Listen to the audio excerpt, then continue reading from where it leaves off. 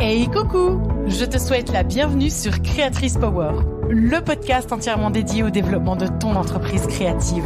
Moi, c'est Eleonora, juriste et conseillère financière le jour et créatrice d'objets en tissu la nuit.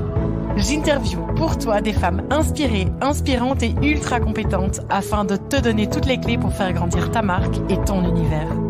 Si tu as envie de laisser ton empreinte dans le monde des créatrices et montrer tout ton talent, tu es au bon endroit. Bonne écoute!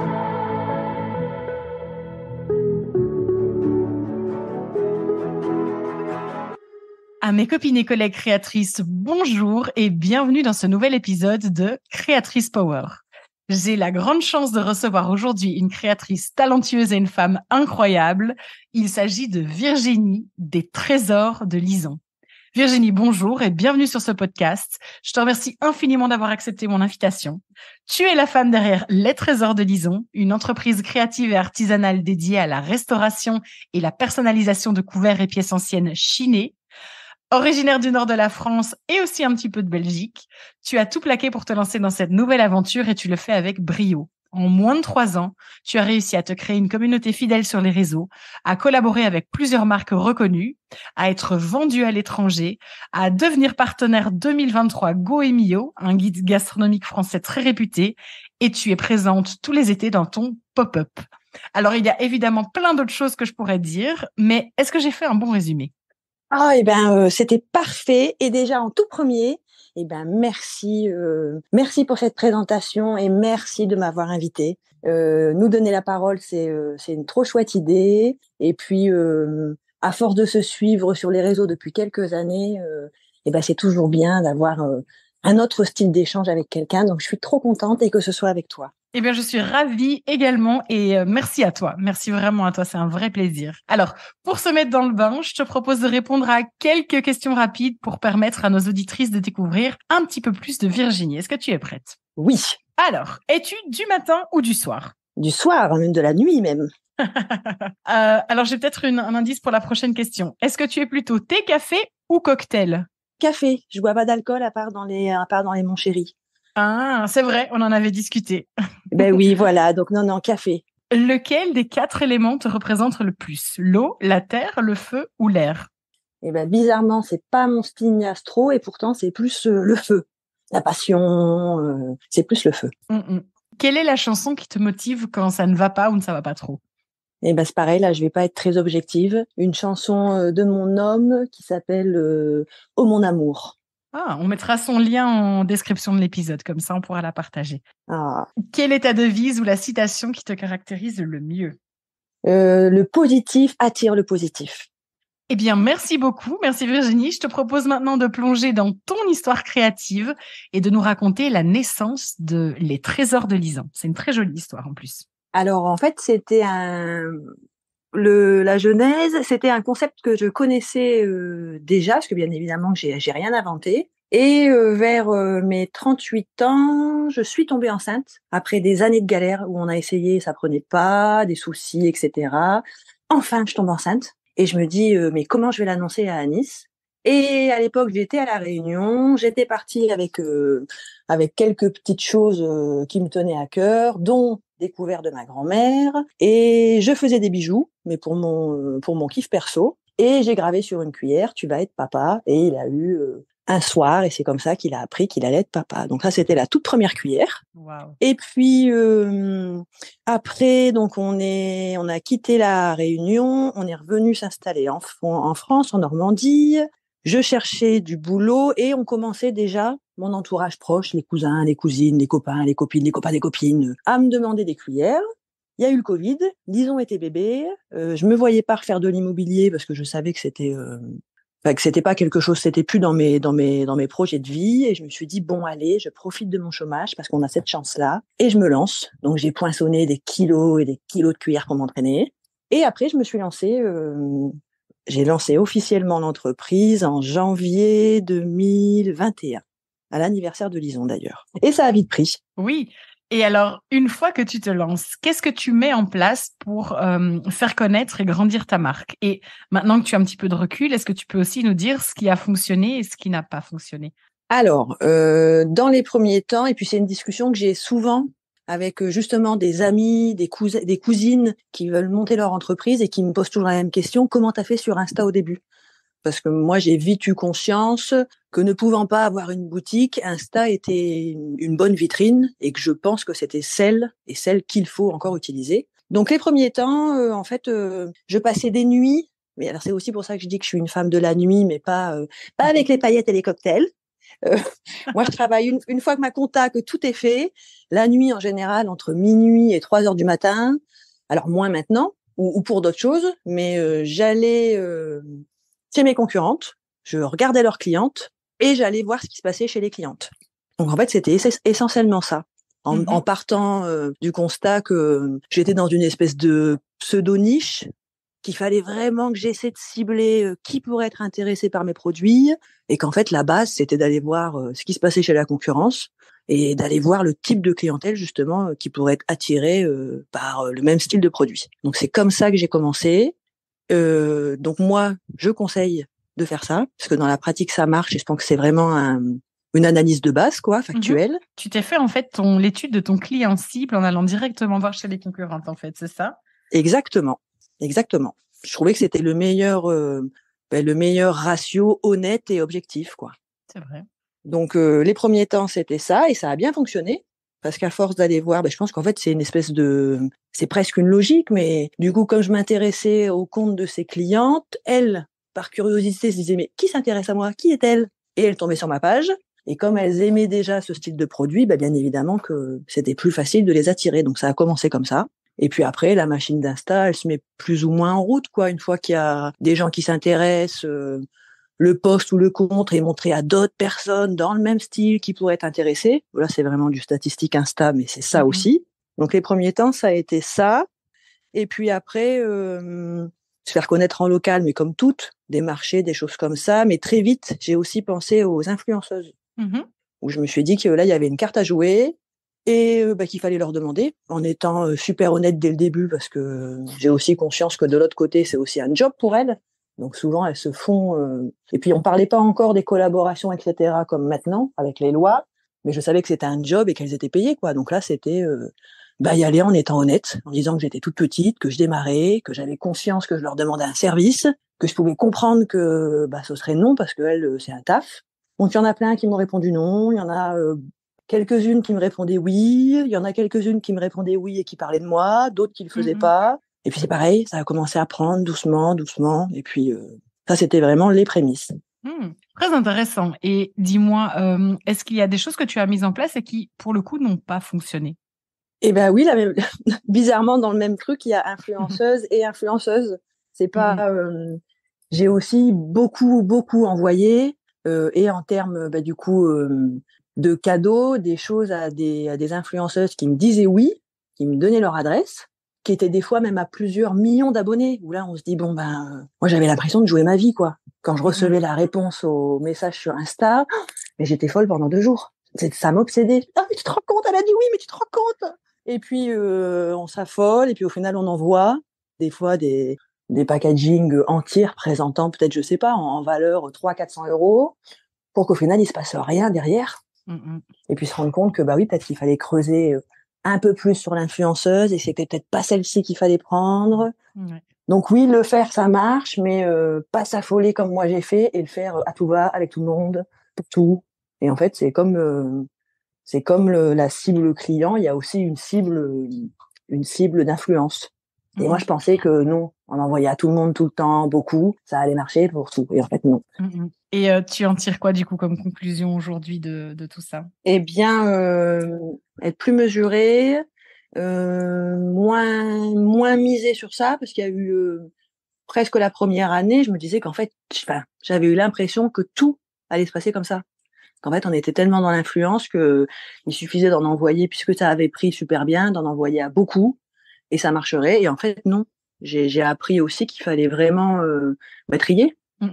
Est-ce que tu aurais envie de partager avec nous les retours d'un partage comme ça d'une influenceuse? Alors sans parler chiffres ni argent, mais plutôt à partir du moment où une influenceuse comme ça publie une photo, une story ou peut-être un post avec tes créations, est-ce que toi, qu'est-ce que concrètement ça t'apporte? Ça t'apporte des abonnés? Est-ce que ça t'apporte des commandes? Les deux?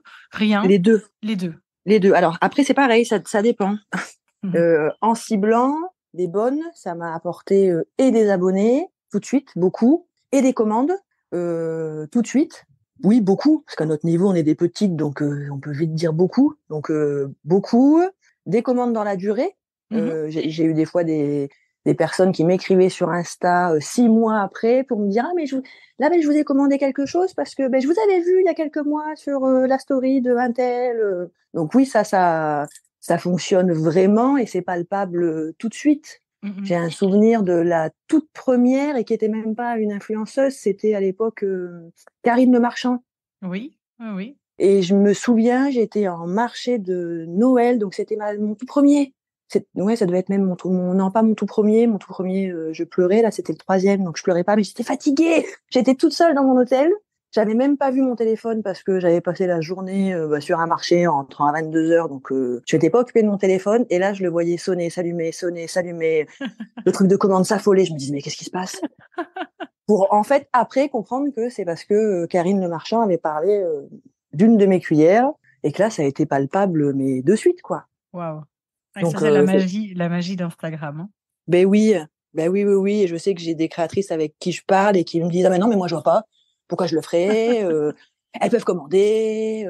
Et je me dis, ben oui, mais c'est un job qui existe et dont le rôle est de promouvoir des marques. Et je pense que et en plus, quand on est petite, on a ce truc-là de se dire justement qu'on peut être honnête et avoir un vrai arrangement si la personne ça lui plaît et que dans l'absolu c'est une vraie com gratuite pour nous et dont la renta se fait tout de suite en fait. Là, je vais te dire que maintenant avec mon compte ça devient plus dur parce qu'au Oui, final oui. les influenceuses dont c'est le boulot se disent aussi que mais moi ça y est, vu mon nombre d'abonnés, je suis une vraie grosse société parce qu'elles connaissent peut-être pas le derrière non plus. Mhm. Et que on m'a déjà répondu oui, pas de problème. Par contre, c'est 5 000 € la story. Ah Je ouais, veux dire, waouh. ah oui, non, ça va, c'est pas très très possible. Donc, je pense vraiment qu'il faut le faire dès le début et oser en se disant mais de toute manière, si ça passe, ça passe. Si ça passe pas, ça passe pas, c'est pas grave. Bon, oui, le nom, on l'a déjà, de toute façon, ça c'est sûr. Voilà. Donc non, faut vraiment le faire. Et je conseille vraiment à toutes les créatrices et créateurs qui débutent d'oser aller les voir. Alors maintenant, avec les nouvelles lois en vigueur et plus précisément en France, c'est vrai que ça devient peut-être un peu plus compliqué parce que maintenant, il y a toute cette histoire de devoir déclarer l'équivalent des cadeaux qu'on reçoit et d'être imposé dessus. Et peut-être que du coup, certaines influenceuses refuseraient plus qu'elles n'auraient refusé par avant. Mais c'est vrai qu'il existe aussi aujourd'hui, et c'était peut-être moins le cas il y a quelques années, des influenceuses aussi qui se sont spécialisées dans tout ce qui est le fait main, l'artisanat, etc., et qui aiment mettre ces comptes de créatrices en avant. Oui, Et donc, du coup, forcément, pour elles, c'est génial. oui, tout à fait, oui. Oui, après, on sent que c'est aussi pour ça que je disais bien cibler et pas se lancer à tout va à tout le monde, parce qu'en fait, on s'aperçoit aussi que c'est des humaines et que la façon dont elles en parlent, même nous, on arrive à sentir que ah bah oui, elles ont vraiment bien aimé notre création. Mm, mm.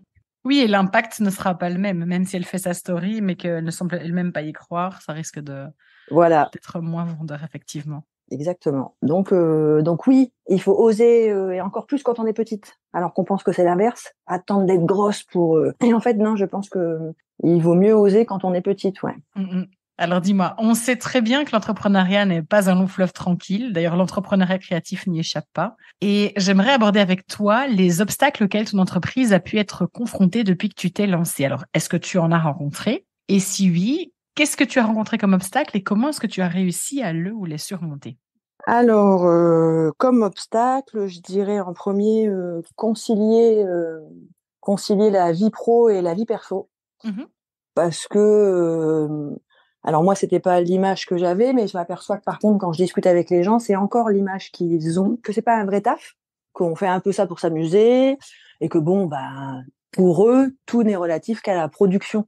Alors qu'en fait, quand on lance sa petite entreprise et qu'on a décidé de s'y mettre à fond et de la faire vraiment évoluer pour en vivre, mais c'est pas que la production, c'est tout en fait. C'est la compta, et puis j'ai l'impression aussi qu'on ne met jamais notre entreprise de côté. Moi, j'y pense la nuit, il y a pas les week-ends, les vacances, je pense aussi que le jour où on se lance là-dedans, si on veut que ça prenne de l'ampleur, après ça dépend de ce qu'on souhaite dès le début. Mais je pense vraiment qu'il faut se dire que il faut s'y mettre à fond et que du coup il y aura quelques sacrifices à faire et que c'est très très très prenant. Ouais. Et du coup oui, j'ai réussi avec le temps à pouvoir séparer un tout petit peu les deux. Mais c'est pareil, c'est parce que j'ai aussi la chance d'être en couple avec un homme qui a pris le relais beaucoup sur la vie familiale. Et du coup, oui, ça a été une aide. Et puis s'organiser, passer son temps à s'organiser.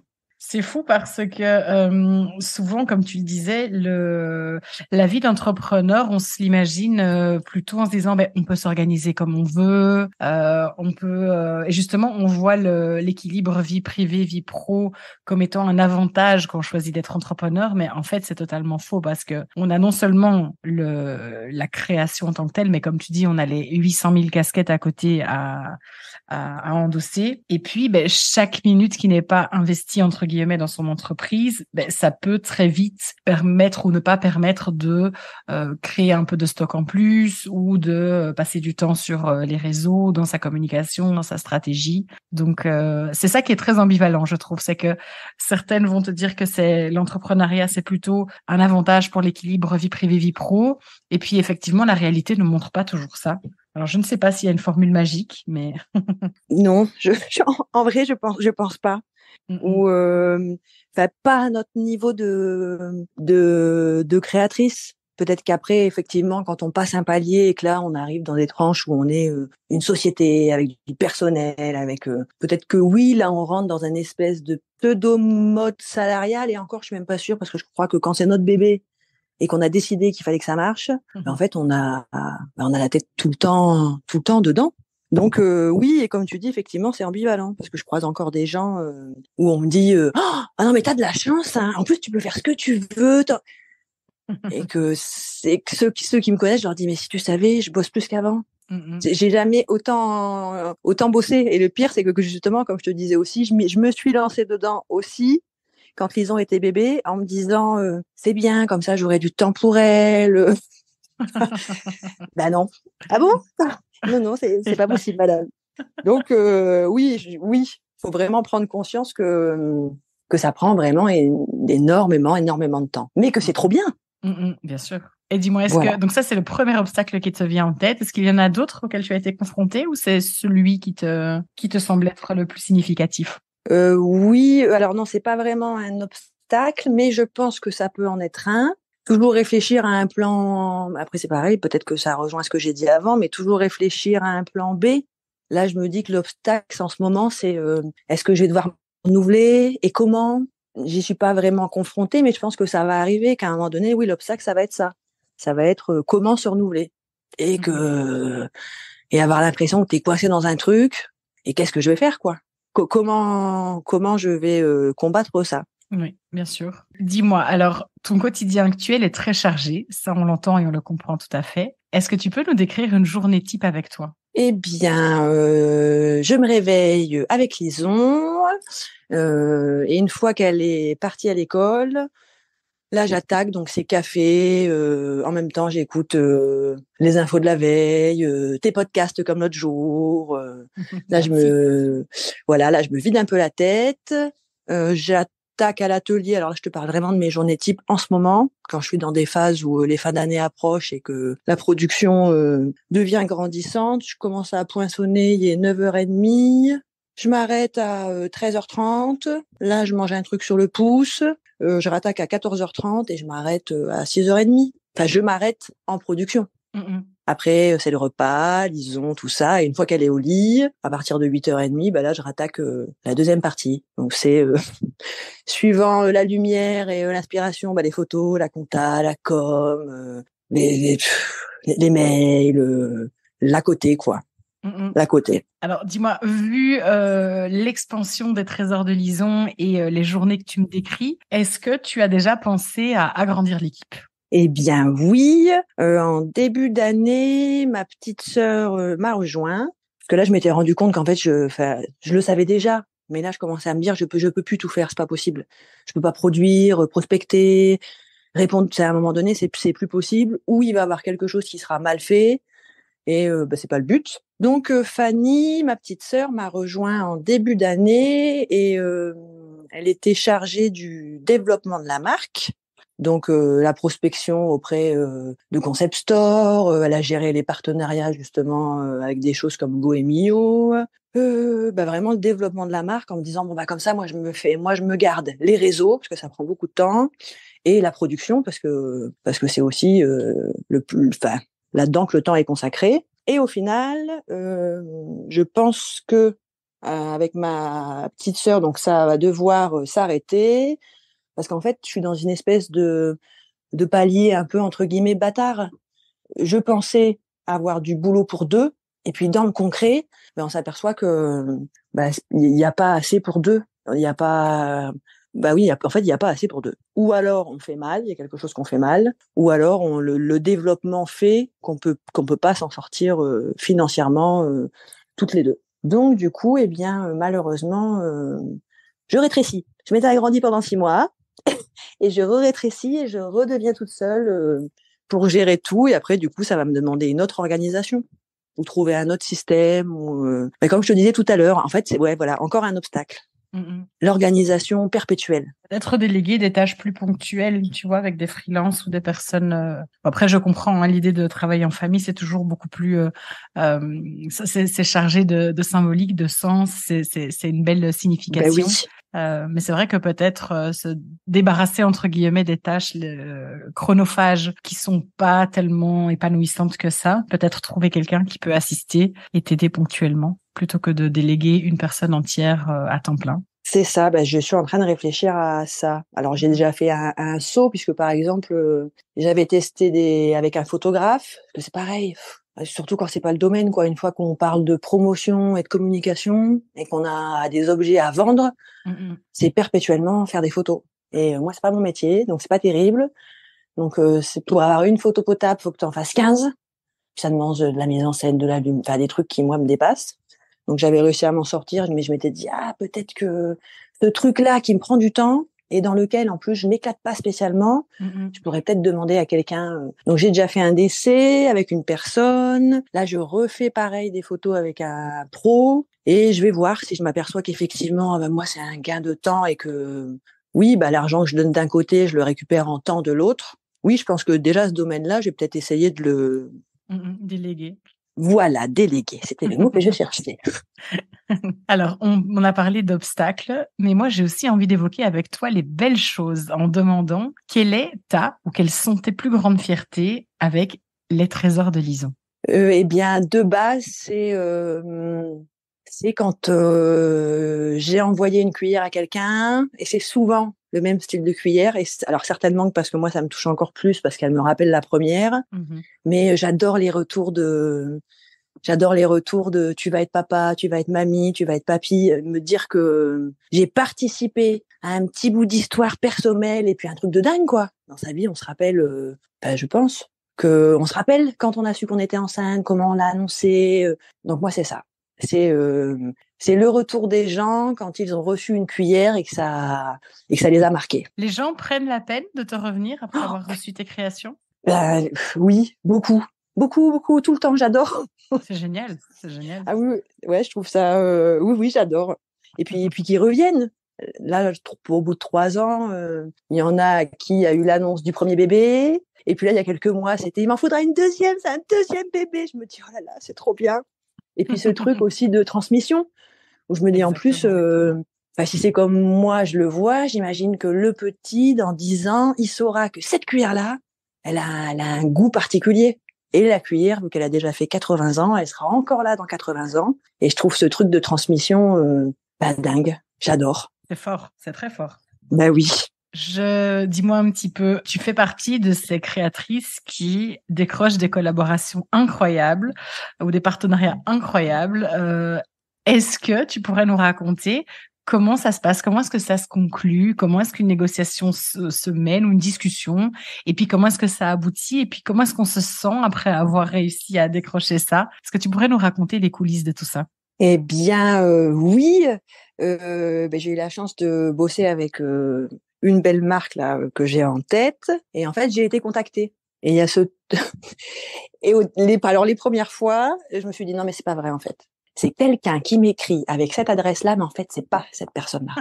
Donc là, il y a le truc vraiment de l'imposteur, mais vraiment, hein, j'ai un souvenir avant de répondre, de récupérer l'adresse mail, d'aller la taper dans Google, vérifier que c'est bien vrai, que est-ce que c'est vraiment possible que, ou alors c'est tellement ça paraît fou, immense, et puis non, en fait c'est vrai. Et puis ça va au bout et ça aboutit et ça se renouvelle et on me demande les possibilités. Bien évidemment que de toute manière, quand c'est des marques que tu apprécies avec des personnes, parce qu'après tout est lié. Là, tout était lié pour cette marque particulièrement, quoi. J'aimais la créatrice, je connaissais son expérience, j'admirais la femme, je me disais, je trouve ça dingue de se dire qu'en plus, elle a un petit peu connu ce que nous, on a connu, quoi. Elle a commencé avec customiser les fringues de sa sœur dans sa chambre, quoi. On se dit, mais quel parcours, donc la fierté, en même temps, le syndrome de l'imposteur. Et par contre, bah, c'est pareil, moi, comme je suis de nature aussi positive, je me suis dit que oui, c'était possible. Oui, tout est possible, tout est faisable. Et donc, ça c'est. Après, il faut s'organiser, trouver la quantité nécessaire, parce que là, on passe dans un autre style de production qui reste le même, avec les mêmes bras, mais c'est beaucoup plus dense. Non, c'est fou. Et puis après, c'est une chaîne. Ouais, c'est encore une fois le jeu d'Insta qui fait que vu qu'une marque parle de toi, etc., ça te propulse, ça te propose à d'autres personnes ou d'autres marques s'intéressent à toi du coup. Et après, c'est un enchaînement. Il y en a aussi à qui tu dis non parce que tu sais bien que ça va pas coller, que oui, il y a un truc qui. Moi, je marche aussi beaucoup au feeling, mais dans tout, dans les boutiques que j'ai montées avec des collègues, dans les personnes de certaines marques avec qui je parle et où je sens que non, ça va pas. Et dans ma tête, j'ai pas quitté aussi le monde salarial pour me retrouver coincée dans un truc où les relations me plaisent pas. Et là, j'ai le pouvoir de choisir les relations avec les gens. J'allais te dire, est-ce que ces grandes marques, entre guillemets, qui viennent te solliciter, te traitent d'égal à égal et te laissent ton mot à dire dans ce genre de discussion ou pas tant que ça? Certaines où les valeurs sont, même si elles sont grosses, les mêmes, oui. Où là, c'est naturel. Et puis certaines où non, où tu sens que effectivement, c'est déjà une grande chance et un énorme honneur qu'ils te contactent. Et mais dans ces cas-là, je te dis, ça se passe, c'est très rapide. Dans ces cas-là, si tu le sens avec moi, ça me va pas, il y a pas de suite en fait. Toutes les marques avec qui j'ai bossé, c'est parce qu'il y a eu vraiment, il y a eu une espèce de feeling d'humain à la base en plus. Bien sûr. Et une dernière petite question sur ces collaborations, ces partenariats. Comment est-ce qu'une de tes cuillères est arrivée jusqu'à New York? Eh bien, toujours grâce à Instagram, je vois une nana qui a une boutique de déco, etc., qui parle d'une dame. Je m'intéresse au profil de la dame et je trouve qu'elle a un profil. J'aime les profils atypiques et je suis toujours admirative des profils qui sont un peu différents et qui n'étaient pas écrits à l'avance, on va dire. Et là, je me rends compte que cette dame, elle est à New York, elle a monté une marque. Elle est créatrice de lunettes depuis 30 ans. Elle est arrivée en Amérique avec rien. Et là, et au fur et à mesure, elle monte un empire avec des dizaines de boutiques dans les plus grandes villes du monde. Et pareil, il y a une espèce de feeling. On se rencontre quand elle vient à Paris, parce que bien évidemment, je peux pas aller à New York, même si j'aurais adoré. Et ça match encore plus quand on se voit. Et du coup, elle repart avec une commande et des cuillères qu'elle met dans sa boutique à New York, dans sa boutique de lunettes. Mais c'était déjà quelqu'un aussi qui était attiré dans sa boutique. C'est une magnifique boutique où elle vend ses créations de lunettes, mais elle vend aussi. Alors elle a fait des lunettes pour des gens style Lenny Kravitz et des acteurs de fou. Donc j'adorerais aller voir sa boutique, mais c'est pas prévu. Et elle chine des choses. Elle est déjà dans ce truc dans l'esprit seconde main. Donc effectivement, ça crée un lien supplémentaire et c'est comme ça que je me retrouve là-bas. Impressionnant. Dis-moi. Trop bien. Ah bah j'imagine. Récemment, tu as partagé un nouveau logo et tu as fait une refonte de ton identité visuelle. Qu'est-ce qui a motivé ce changement? Égoïstement, j'en avais marre. J'ai pas de. Je pourrais te donner un autre argument un peu plus instagrammable. Le premier logo, il a été fait une nuit entre minuit et 3 heures du matin, comme beaucoup de choses. Et puis à l'époque, je l'avais trouvé super. Et puis j'étais dans la période, alors ça n'a pas changé, mais un peu moins quand même. J'étais dans la période fleurs séchées, j'adorais ça. Et donc j'avais fait faire le logo par une jeune étudiante qui était là-dedans. Et je l'avais trouvé bien, bref.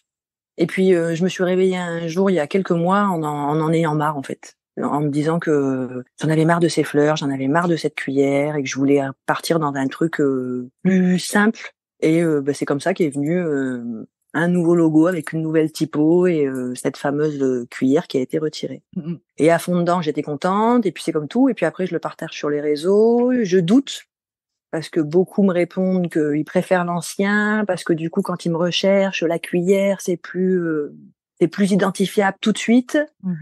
Donc je reteste d'autres logos et puis je mets cette cuillère et puis à chaque fois que je la regarde, je me dis bah oui, mais on dirait une marque de traiteur. Dans ma tête, ça me fait à chaque fois ça. J'ai l'impression d'avoir un logo de traiteur et ça colle plus et puis c'est pareil, moi j'ai toujours été commercial, donc je remets ma casquette de commercial et je réfléchis à comment font les autres marques. Qu'est-ce qu'elles ont en fait? Et puis je me dis qu'en fait il y a plein de marques, de grandes marques connues qui ont jamais changé leur logo depuis 100 ans, qui d'ailleurs n'en est souvent pas un. Des fois c'est juste un nom. Exactement. Et je me dis bah oui, je sais pas, c'est un exemple parce que j'ai ça qui me vient en tête, mais Dior il met pas un sac à main en dessous de son nom. Nike c'est pas une basket, c'est une virgule. Et je me dis en fait je suis pas toujours obligée de mettre une cuillère en dessous de. Je voulais partir pour quelque chose de plus simple en fait. Et puis tout était lié. Ouais, je trouvais aussi que la carte de l'époque allait bien avec les pochettes que j'avais de l'époque. Et comme comme le logo, je commençais à en avoir marre de mes pochettes. Moi, je me disais bon, le problème c'est que c'est pareil, tout est lié. Je me dis que si je change une chose qui était cohérente avec l'autre, tout doit changer. Donc je suis repartie dans un autre processus de changement d'image en espérant que ce soit le bon et que ça tienne dans le temps, quoi. Et toi, est-ce que tu en es satisfaite aujourd'hui? Oui, c'est bien. Là, quand je le regarde, je me dis oui, c'est. Et puis je suis en plein dedans parce que effectivement, toi, tu l'as vu et je l'ai partagé sur les réseaux, mais dans l'absolu financier et puis pareil de valeur, d'écologie, de tout ce que tu veux. Bien évidemment que j'allais pas acheter les pochettes et toutes les cartes anciennes. Bien sûr. Donc là, je suis en mood de basculement, mais les cuillères qui viennent de partir encore les derniers jours étaient encore dans les anciennes pochettes. Et est-ce que du coup, alors ça c'est une petite question à aparté, mais est-ce que du coup tu repars sur les pochettes en effet toile de Jouy après? Oui. Ah, elles sont canon ces pochettes. Oui, ça y est, c'est bon. Mais après, tu vois, c'est pareil, c'est ce truc de pochette. Je suis toujours super étonnée. J'ai des avis sur Google et j'en ai quelques-uns où la première chose dont on me parle, c'est cette pochette qui est super. Et oui, alors après ça c'est moi.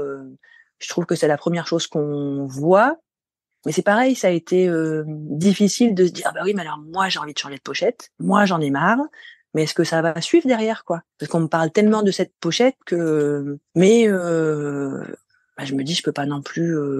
Une fois que c'est ta boîte aussi, je me dis, il faut que moi je m'y retrouve, que moi je m'éclate, que moi je trouve ça joli, que tout peut pas se passer. Je sais pas, il y en a qui vont dire, bah si justement, le client est roi. Si les gens ils préfèrent notre pochette, faut garder notre pochette. Et je me dis, j'espère que ça va suivre mon mouvement.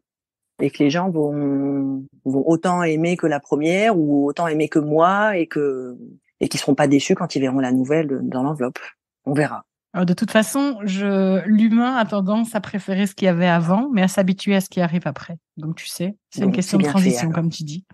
C'est ça. Dis-moi un peu, où est-ce que tu te vois dans 1 an avec les trésors de Lison? Je sais pas. Mais je peux croire que c'est pareil, c'est dans mon tempérament. Tout est fait. À chaque fois qu'il m'arrive un truc de dingue, je trouve ça merveilleux, c'est fou. j'en dors pas, je me dis que c'est pas possible, ils ont dû se tromper, donc dans cette optique-là et dans ma nature, mon positif, je me dis oh bah je serai encore là et puis ce sera super et puis ce sera comme maintenant ou dans une logique un peu mieux, un peu plus gros. Et puis en même temps, je me dis que la vie, on sait pas. Donc j'arrive pas vraiment à me projeter. C'est aussi pour ça que j'ai toujours des plans B en me disant bon ben si jamais ma projection elle est pas bonne, il faut que j'ai déjà anticipé pour avoir un autre truc. Donc en fait, je sais pas. J'imagine toujours pareil, toujours contente de faire ça et grandir, pas grandir, ça je sais pas. J'arrive pas à me projeter, j'arrive pas à me dire qu'il va m'arriver un truc encore plus dingue, c'est logique, je me dis bah non, je prends ce qu'il y a à prendre au fur et à mesure et puis on verra. Je rebondirai sur un autre truc ou pas ou je sais pas. Je fais au jour le jour, vraiment. Alors, dans cette optique de voir les choses au jour le jour, je vais reformuler un petit peu différemment. Imaginons que ton audience te suive, ta clientèle, que voilà, il y a pas cette question de est-ce que je serai encore là et est-ce que les gens seront encore là. C'est quoi ton rêve le plus fou avec les trésors de Lison? Qu'est-ce que tu aimerais aller décrocher? Ben là actuellement, j'adorerais décrocher des collabs avec des grands chefs Waouh. dans des beaux restaurants, avec des chefs qui m'animent. Le beau restaurant, ça c'est bien. Avec toujours ce truc humain, me dire, alors je sais pas, là par exemple, je te parle d'une personne précise parce que c'est celle que j'ai en tête et j'adorerais une chef comme Hélène Darroze. Ah oui. Me dire peut-être que j'aurai la chance que grâce à Goemio, parce que c'est pareil, le partenariat, ça a aidé. Oui, ça aide à me faire connaître auprès de chefs et avoir un espèce d'appui quand j'ai envie de les contacter par par biais traditionnel, on va dire, comme vraiment un fournisseur, hein, et me dire j'adorerais être pouvoir échanger avec une chef comme Hélène Darroze par exemple, parce que c'est pareil, ça fait partie des femmes dont j'admire le parcours ou je me dis oh là là, t'as toujours des trucs à apprendre quoi. Donc dans mon objectif, ce serait un partenariat ou une collab dans ce style-là. J'ai hâte de voir ça, mais je sais que ça se produira. Je m'inquiète pas pour ça. Ah bah écoute, c'est tout ce que je te j'espère. souhaite en tout cas. J'espère. Alors, je te propose de clôturer cette interview avec 2 petites questions.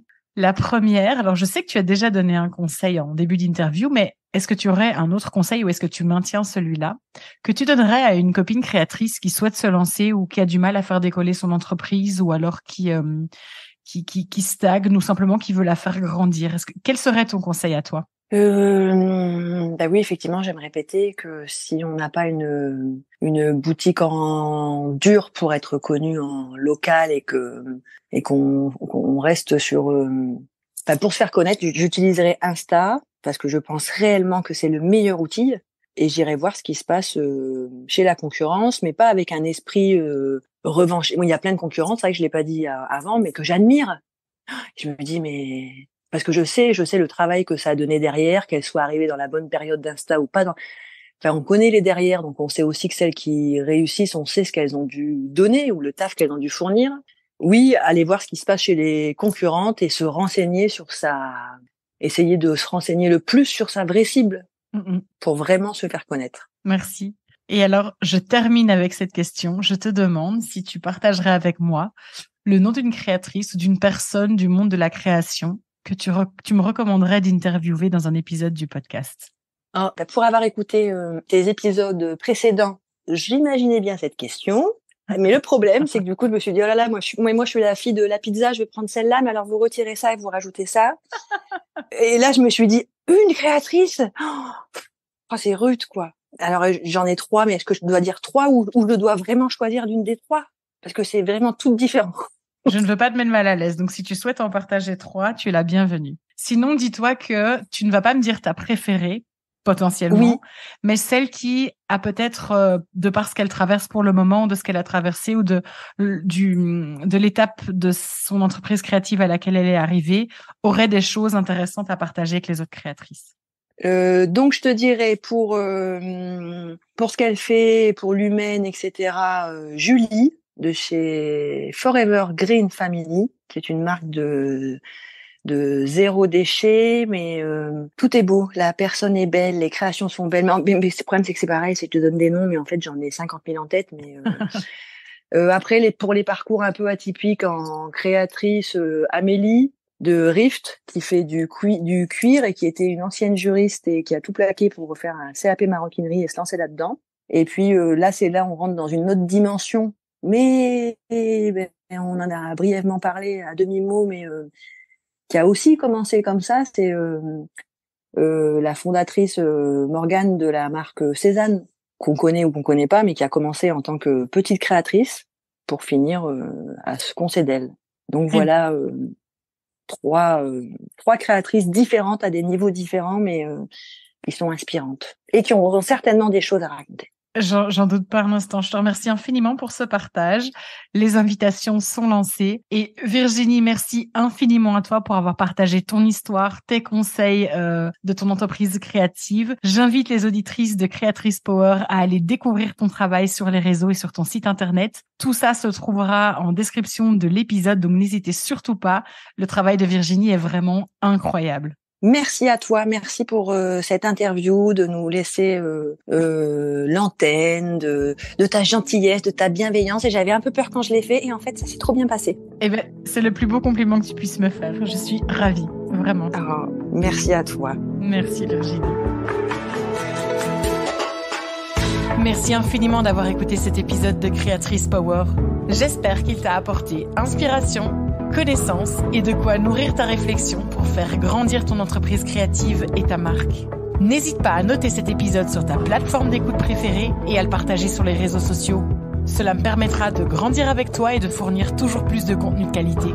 Rejoins-moi sur la page Instagram de Creatrice Power pour obtenir davantage de conseils et d'inspiration entre chaque épisode du podcast. Je t'y accompagne de 1001 façons pour faire briller ta créativité et réaliser tes rêves. À bientôt.